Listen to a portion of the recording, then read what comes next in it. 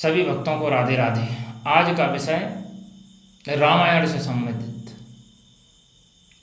कि सीता को दोबारा वनवास देने वाला धोबी आखिर पूर्व जन्म में कौन था, जिसने माता सीता के चरित्र पर कीचड़ उछाला, जिसका परिणाम ये हुआ कि भगवान राम ने गर्भावस्था में माता सीता का त्याग करना पड़ा।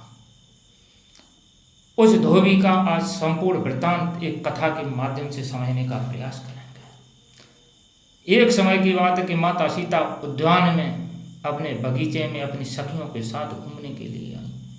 उसी बगीचे में सुख और सुखी, जिनको तोता तोती भी कह सकते हैं, उसी बगीचे में वो वृत्तांत कर रहे थे, एक दूसरे से वार्तालाप कर रहे थे और कह रहे थे कि इस मृत्युलोक पर भगवान राम का अवतार होगा और 11,000 वर्षों तक वो इस मृत्युलोक पर राज्य करेंगे, जिनका विवाह सीता के साथ होगा। सीता ने जैसे ही ये वृत्तांत सुना, उन्होंने अपनी सखियों को आदेश दिया कि हे सखी, आप किसी भी प्रकार से इन तोता तोतियों को अपनी कैद में कर लो, इनसे संपूर्ण वृत्तांत पूछना है। उन चतुर सखियों ने ऐसा ही किया, बड़े विवेकपूर्ण ढंग से तोता और तोती को कैद कर लिया और माता सीता के समक्ष लेकर आई। तब माता सीता ने कहा कि हे तोता तोती, आप अभी थोड़ी समय पहले ये कह रहे थे कि इस मृत्युलोक में भगवान राम का अवतार होगा, जिनका विवाह सीता के साथ होगा और 11,000 वर्षों तक वो राज्य करेंगे। ये वृत्तांत आपको कैसे मालूम है? और भगवान राम का जन्म कौन से देश में होगा और भगवान राम देखने में कैसे होंगे, उनके पिता का क्या नाम है? मुझे संपूर्ण वृत्तांत बताने की कृपा करें। तो सुकी बोली, हे देवी, भगवान राम का जन्म अयोध्या में होगा। देखने की तो बात है कि हजारों कामदेवों की शोभा फीकी पड़ जाएगी प्रभु राम के स्वरूप के आगे। उनका स्वरूप का वर्णन हम अपने मुख से नहीं कर पाएंगे। वो महाराज दशरथ के पुत्र होंगे, उनके 4 भाई होंगे। उनका विवाह जनकपुरी में सीता नाम की राजकुमारी के साथ होगा और धनुष यंग भंग करके भगवान राम सीता का वरण करेंगे। अब सीता को जिज्ञासा पैदा हुई कि सुख और सुखी को ये कथा पहले से कैसे विदित है, ज्ञात है, इसका पता करें। उन्होंने कहा कि हे तोता तोती, आप इस वृत्तांत को कह रहे हैं, तो आपको ये जानकारी किसने दी है? इसका मुझे संपूर्ण वृत्तांत बताने की कृपा करें। तब तोता तोती बोली, हे देवी, मैं नित्य वाल्मीकि के आश्रम में रामायण का पाठ सुना करती हूँ। उसी रामायण में ये सारी घटना वर्णित है। राम का सारा जीवन, सीता का पूरा चरित्र उसी वाल्मीकि रामायण में वर्णित है। हम पति पत्नी नित्य ही उसी रामायण का पाठ सुना करते हैं, इसलिए मुझे मालूम है। जब इस प्रकार से सुकी ने सीता को वृत्तांत बताया, अब सुकी को उस देवी पर संदेह होने लगा। उसके मन में एक जिज्ञासा हुई कि कहीं हो ना हो ये कहीं सीता ही तो नहीं है। तो सुकी ने डर के कारण बड़े ही शांत स्वभाव से बोली कि हे देवी, आपका नाम क्या है? तब माता सीता ने कहा कि हे तोती, हे सुकी, मेरा ही नाम सीता है। आप जिसका वृत्तांत सुना रही हैं, मैं ही जनक की पुत्री सीता हूँ और आपके कथनानुसार मैं ही राम की पत्नी बनूंगी। लेकिन अब आपको तब तक मेरी कैद में रहना पड़ेगा जब तक मेरा विवाह राम के साथ नहीं हो जाता।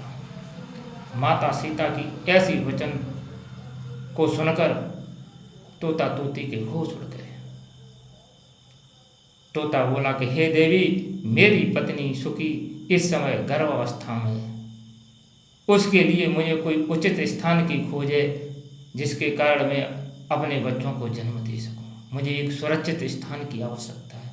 इसलिए हे देवी, मुझे अभी जाने दो। अपने बच्चों का जन्म देने के पश्चात दोबारा आपके उद्यान में आ जाऊंगी। ये मेरा आपके से वचन है। तोता तोती का निवेदन माता सीता ने ठुकरा दिया। माता सीता बोली, सुखी को तो मैं जाने नहीं दूंगी, ये तो तोता आप जाना चाहो तो आप जाओ। पत्नी ने कहा कि हे देवी, मेरी हालत गर्भावस्था में पति का होना मेरे साथ अति आवश्यक है। पति के बिना मैं अपने बच्चों को जन्म देने में असमर्थ हूँ, इसलिए मेरे पति का बिछोह न करें, मेरी आपसे विनती है। बार बार सुखी के कहने पर भी सीता ने उस सुखी का निवेदन ठुकरा दिया। परिणाम ये निकला कि सुखी ने अपने प्राण त्याग दिए। पति के बिछोह में उसने समझा कि अब सीता हमें जाने नहीं देगी और पति से मेरा मिलन दोबारा होगा नहीं। इसी बिछोह में उस सुखी ने गर्भावस्था में ही प्राण त्याग दिए। यह देखकर तोता के होश उड़ गए। वह बोला कि हे देवी, आपने मेरे साथ अच्छा नहीं किया। मैंने आपके भविष्य को बताया। विद्वान लोग कहते हैं कि जितना हो सके उतना ही अपने गुप्त विचारों को रखना चाहिए, लेकिन मैंने विद्वानों की बात न मानी और मैंने अपने अज्ञानवश सारा वृत्तांत आपको बता दिया। आज उसका परिणाम ये हुआ कि मेरी पत्नी मुझसे अलग हो गई।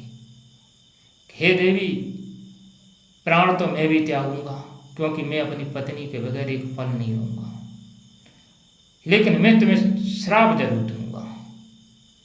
तो तोता बोला कि हे देवी, जिस प्रकार से आपने गर्भावस्था में मेरी पत्नी से मुझे अलग किया है, एक समय ऐसा आएगा कि आप भी गर्भावस्था में अपने पति से दूर होंगे। ये मेरा तुम्हें श्राप है। यह कहकर तोता ने भी अपने प्राण त्याग दिए। तो यही तोता त्रेता युग में धोबी बना, जिसने माता सीता के चरित्र पर कीचड़ उछाला था, जिसका परिणाम ये हुआ कि गर्भावस्था में भगवान राम ने सीता को दोबारा वनवास दिया। तो इस कहानी से सीख मिलती है कि व्यक्ति अपने कर्मों से कभी बच नहीं सकता।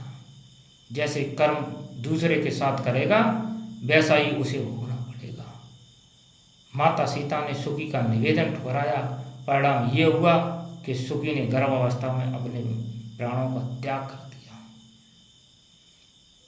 उसी का परिणाम स्वरूप माता को दोबारा वनवास हुआ, वो भी गर्भावस्था में थी। तो व्यक्ति को अपने जीवन में हमेशा सदकर्म करना चाहिए, विवेकपूर्ण कर्म करना चाहिए। यदि कहानी अच्छी लगी हो तो चैनल को लाइक और सब्सक्राइब करें। जय श्री राधे।